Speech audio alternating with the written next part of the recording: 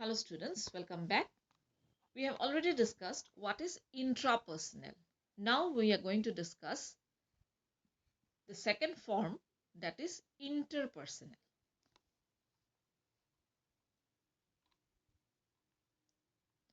Interpersonal communication is communication between people whose lives mutually influence one another.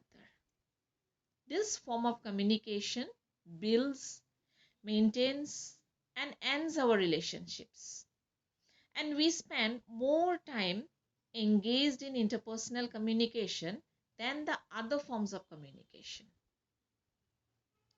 Interpersonal communication occurs in various contexts and is addressed in subfields of study within communication studies, such as intercultural communication, organizational communication, health communication, and computer mediated communication.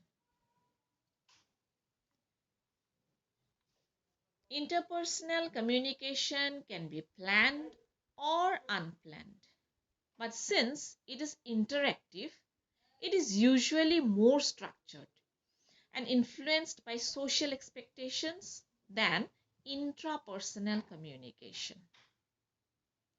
It is more goal oriented and fulfills instrumental and relational needs.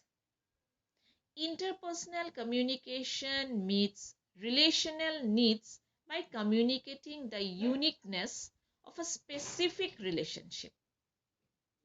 Since this form of communication deals so directly with our personal relationships and is the most common form of communication, instances of miscommunication and communication conflict most frequently occur here.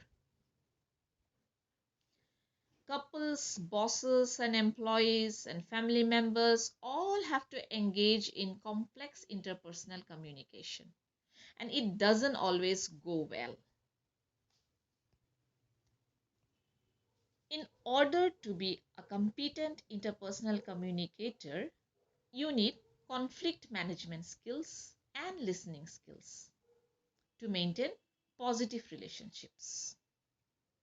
Next, we move on to group communication.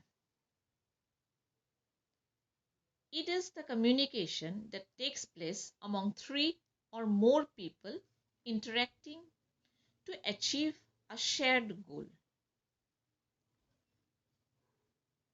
You have likely worked in groups in high school and college, and if you are like most students, you didn't enjoy it. Even though it can be frustrating, group work in an academic setting provides useful experience and preparation for group work in professional settings. Organizations have been moving towards more team-based work models, and whether we like it or not, groups are an integral part of people's life. Therefore, the study of group communication is valuable in many contexts.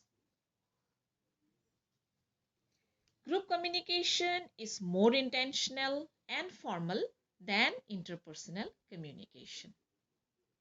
It is often task focused, meaning that members of the group work together for an explicit purpose or goal that affects each member of the group.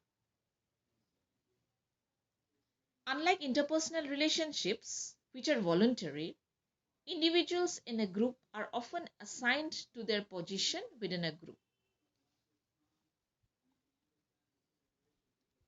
Goal-oriented communication at the group level usually focuses on a task assigned to the whole group.